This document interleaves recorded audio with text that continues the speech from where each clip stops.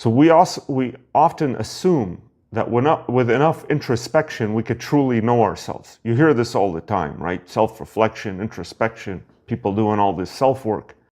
So what are the limits of this introspection that we talked about, this inner reflection? It's trying to make the unconscious conscious. That's like attempting to read assembly code from a computer program. So it's not how our minds are built. And we have no direct access to the adaptive unconscious, no matter how hard we try. So instead, Wilson, the author of this book, suggests that we look outward at our behavior and how others react to us. You know, a few days ago, we did a video about this specifically based on other research.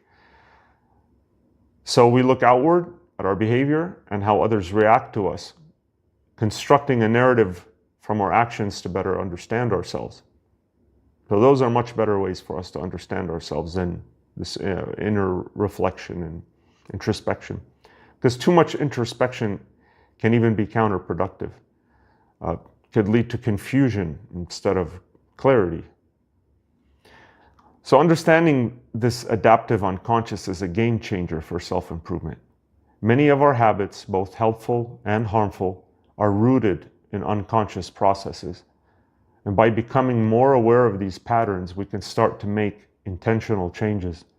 For instance, if you notice yourself sabotaging or repeating unwanted behaviors, it might be your adaptive unconscious at play. And the good news is, with practice and reflection, you can retrain these automatic processes to build healthier habits over time. Now let's take a look at the adaptive unconscious in action. Our unconscious mind acts as a filter, it decides what information reaches our awareness and what stays in the background.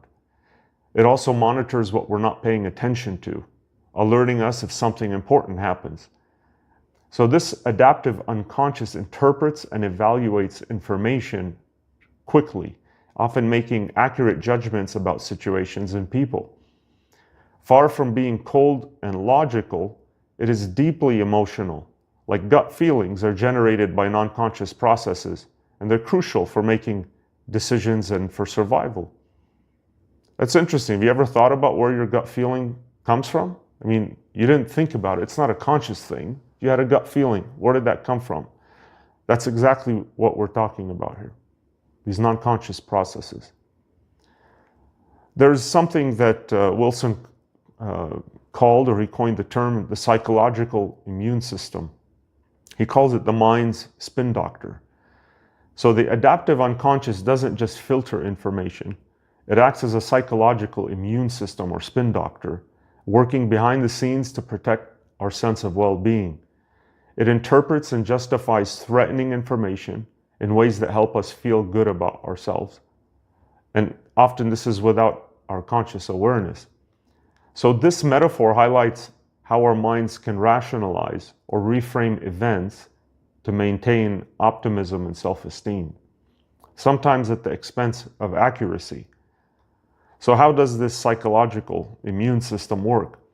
So when you experience something negative or threatening to your self-image, your adaptive unconscious quickly gets to work. It acts as a spin doctor, reframing or rationalizing events so you can feel better about yourself and your situation.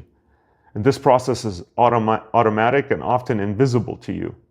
Like, I'll share some common mechanisms. Rationalization, where you're creating logical sounding reasons for outcomes that threaten your self-esteem.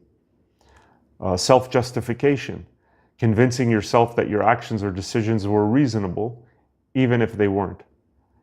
Selective memory, remembering events in a way that casts you in a better light.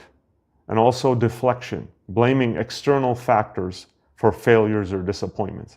These are 4 things that your adaptive unconscious is doing. These are automatic. You could do them consciously, but a lot of the time they're done unconsciously. The thought arises, or the feeling. So while this system helps us cope, it's important to recognize when it might be distorting reality and holding us back from growth. When was the last time you tried to understand your own motives or feelings and realized you might be guessing?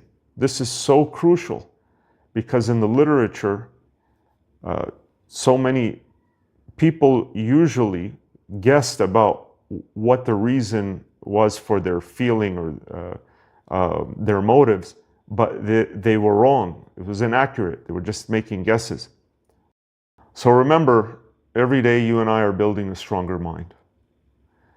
I hope you have a chance to check out some of my other videos. You're gonna love the next video, maybe a continuation of what we're discussing. So subscribe to be notified when it's ready.